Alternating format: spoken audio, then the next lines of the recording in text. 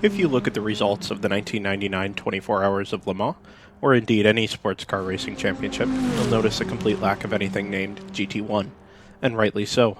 The ACO and the FIA had separately, yet simultaneously, effectively killed the pinnacle of GT racing. In the case of Le Mans, the seemingly overwhelming entry list had been guided into a category designed for what the cars already were, GT prototypes, or LMGTP. Gone were the requirements to be able to stuff suitcases into the back, or to have a road-going equivalent.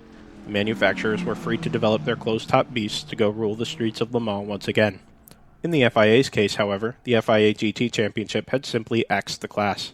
2 solid years of domination by the Mercedes CLK GTRs had simply done in any remaining interest in big-budget global GT racing, and the 1999 championship was ultimately held with only the existing GT2 category. By most accounts, 1999 was the first year of the new-look Top GT class. Le Mans and the American Le Mans Series both hosted the existing category as GTS. The US Road Racing Championship featured no GT1 entrants, and the FIA GT Championship made no reference to classes at all. But the transition happened with little to no fanfare. The Chrysler Viper we're featuring today had been homologated since 1996, and was the weapon of choice above the only other major customer car, the Porsche 911 GT2, which had been built from the 993. The only new competitor would be the Lister Storm GT, heavily modified from its predecessors, but still not necessarily up to the task against the factory Oreca Vipers. And so, our challenger awaits. The Chrysler Viper GTS-R, campaigned as a Dodge Viper in the United States, lacked the massive aero, ABS systems, and huge turbos of its seniors, but it was no less a monster. The chassis itself was quietly constructed by Reynard in the UK before it and the massive 8-liter V10 engine were shipped to Oreca in France for assembly. Oreca served as the factory team in European-based championships before launching an ultimately successful American Le Mans Series campaign in 2000. Between 1999 and 2001, the car racked up the following honors: 2 overall wins at the 24 Hours of the Nürburgring, an overall victory at the 24 Hours of Spa, and a famous overall win at the 2000 Rolex 24 at Daytona. It took GTS class victories at Le Mans, Sebring, and the inaugural Petit Le Mans, including victories against the debuting Chevrolet Corvette C5R. In all, Oreca built 57 Viper GTS-Rs, with the factory effort ending in 2000, owing to Chrysler's development of an LMP. However, the spirit of the now aging chassis carried on in huge numbers with customer efforts, being particularly popular in French and Belgian national GT championships, as well as the FIA GT championship. However, its run at the top of GT2 and GTS racing worldwide, spanning literally its entire racing history, leaves little doubt that the Viper GTS-R is the most successful and iconic GT car of its era.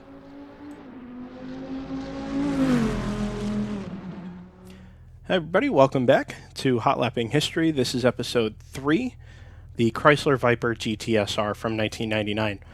This is the Vortex V10 from the Racing Studios GT1 pack in Assetto Corsa. As if you've bought the pack, you already know what a beast this car is, but you certainly get the quality in the payware mod across all 6 cars. And this one in particular is just so evocative of the era of GT racing that I was lucky enough to grow up following. As you can tell from the red and the white, we've got the factory Oreca scheme that we discussed in the intro, the one that won the 24 Hours of Daytona in 2000. We got cold tires and cold brakes, medium compound, quarter tank of fuel, so let's see what she can do. Locking the inside front, the car gets sideways, but we got it down to the apex, which is the most important thing, really, over the bumps. Car scrambling for grip on the exit, and it wasn't pretty, but it's the best we've done in terms of our relative to our practice laps there. And I don't think the inside lockup from the right front has hurt too much. Out over the curb on the exit, and again, really tentative on the throttle just because this car is so torquey. Down through the Dunlop carrot. Car, you can hear it scrambling for grip. The tire's squealing all the time, and it'll be that way until really towards the end of the Grand Prix circuit, when we finally start to get some meaningful temperature in the tires and get everything up to operating temperature.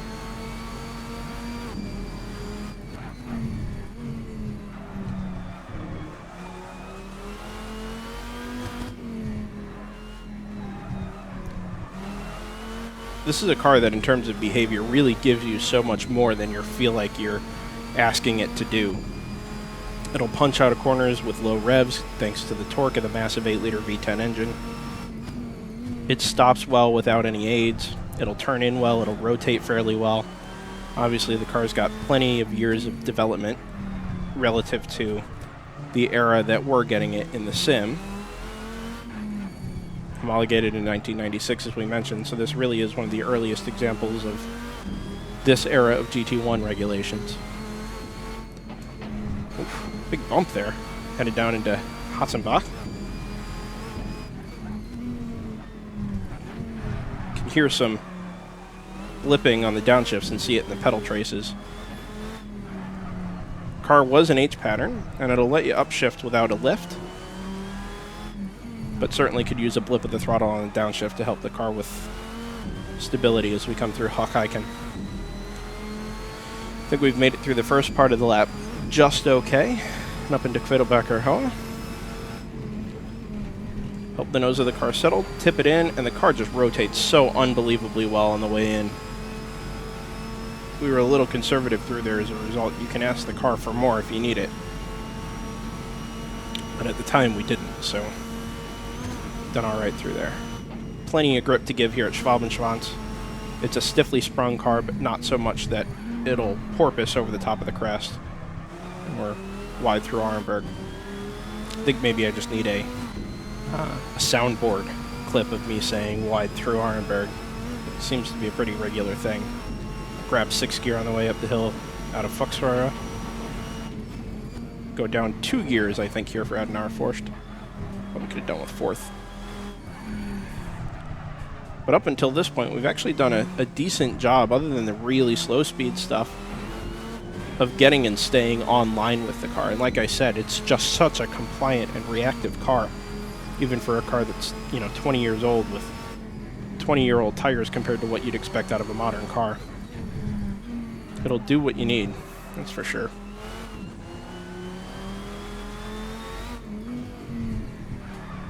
I think one of my favorite things about GT cars from this era, and we'll see it more down the road, is the sound. Obviously the McLaren is iconic, the Porsche is a little less iconic, but still a beautiful noise. But then you get into this era of cars and it's just mind-blowing. As always, my least favorite sequence is we totally balls up for Siphon. A little wide there, and we're actually doing some damage to the tires now. I think we're overdriving the car. It won't take this for a stint, that's for sure.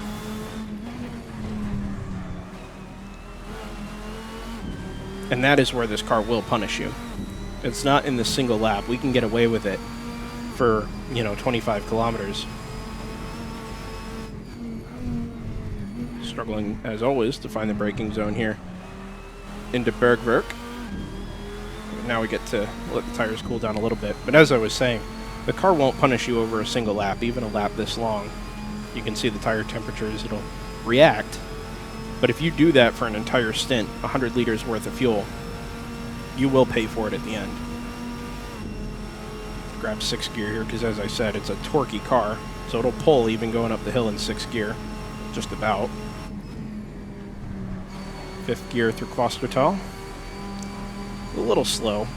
It's still better than the McLaren ever was. So this, by my reckoning anyway, will be a faster lap than what we got out of the 95 McLaren. Probably some ways off the Porsche. It'll slot nicely in between. But we've still got another 10K or so to go. Down into the carousel, we're going to pop out the top. Ooh, just about. Recovered. Fighting on the exit. Just don't have the patience for the carousel, is what I've learned. Hold it in 4th gear. Up into Hohe Acht in 3rd. Let the car kind of ride the natural cambers and crests, much like Hatzenbach. And be really patient with the car. This is where it gets tricky. Again, patience. Can't use too much of the curbs, but important to let the car straighten out before you come back on the throttle, especially because the road camber and angles change constantly.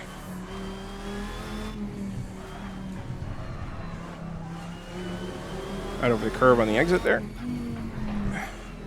Oof, big oversteer on entry. Probably needed to be in third gear through there, and that's why the car balked at us on the way in. Up over Flansgarten. We've made it this far, so no more mistakes. It's not ones we can recover from, can't recover from. Oof. We're really wide there, and that'll cost us a substantial amount of time. Pretty scrappy end to the lap here so far. Bounce it off the curbs, kind of ping-pong your way through the end of Flansgarten.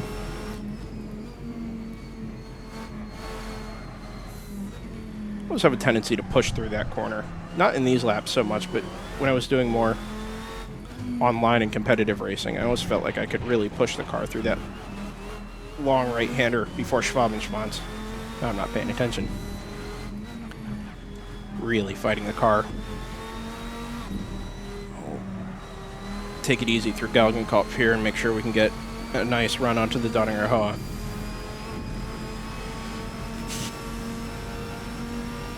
I don't know what you guys thought. I thought that was pretty ugly. Really something else. Left side tires are bright red, as you can see in the upper right-hand corner of the screen, just because we've been pushing the car so hard. Aerodynamically topping out here at about 177, so we're not getting the power, but we knew that, right? This is what the regulations have offered us. Late on the brakes. Sliding massively. But the car's got the grip to give on the exit, so let's see what we get. 817.0. It's not bad, actually. And as I said, and I thought we were going to slot right in between the Porsche and the McLaren, and I think almost exactly we've done it. Feel coming through here just how much more responsive the car is with warm tires. Some might even call them hot tires. Anyway, so as always, we're going to go get some data and go talk the new era of GT1 like it's 1999. So when I look at our lap in the Chrysler Viper GTS-R, the first thing that you notice is that we're obviously slower than the Porsche 911 GT1, and this is to be perfectly expected. 8.591 seconds was the differential. And it's not that the car was slower or less capable within its rule structure that made the difference. It's the fact that the rule structure was different, right? We've literally downgraded an entire class compared to 1998. So that 8.5 second gap actually makes a lot of sense. It's split pretty evenly across the sectors. 3.5 roughly seconds lost in the first sector, 2.1 in the second, and then 3.1 down the third. Top speed, 180.6 miles an hour, 290.6 kilometers per hour. So obviously with having lost a bit of power, but not having lost an appropriate amount of weight relative to the power, of course your top speed is going to be a little bit slower. Our more interesting piece of information that we've gathered from Motec is the average throttle position. We were at 64.5% in the McLaren, 70.5% in the Porsche. As we come up to the Viper, we're at almost 72%. It's 71.97. And this says to me one of two things. It either says to me that the car can go deeper into braking zones and it's a little more stable on the throttle, or it says that we are at a higher percentage of throttle through the corners. And I think some of that, some of each are true, right? With regards to the latter, with regards to the car coming through the corners, we saw the temperature in the tires a lot higher this time with the Viper. And a lot of that is the tires will give you some grip, but also heat up more than the Porsche did. And we obviously abuse that pretty heavily. And that will bring the throttle percentage up higher because we're carrying a little more pace through some of the corners, at least until the tires gave up. But in terms of the former, right, we are going much deeper into the braking zones because we can charge the corners a little bit harder and because we've got less power compared to the Porsche. We're able to come into the throttle a little bit more solidly, and all these things owe to that number being a little bit higher with the Viper than it was with the 911. So with that being said, as we go through these next couple of years here, let's say up through 2008, this is the same rule set we're going to have. So these numbers are going to be like numbers. They're going to show an equivalent starting point, and then obviously we'll track our development, starting with the Viper up through, I don't know, I guess we'll see what 2008 holds. Maybe an Aston Martin or a Corvette or something interesting like that.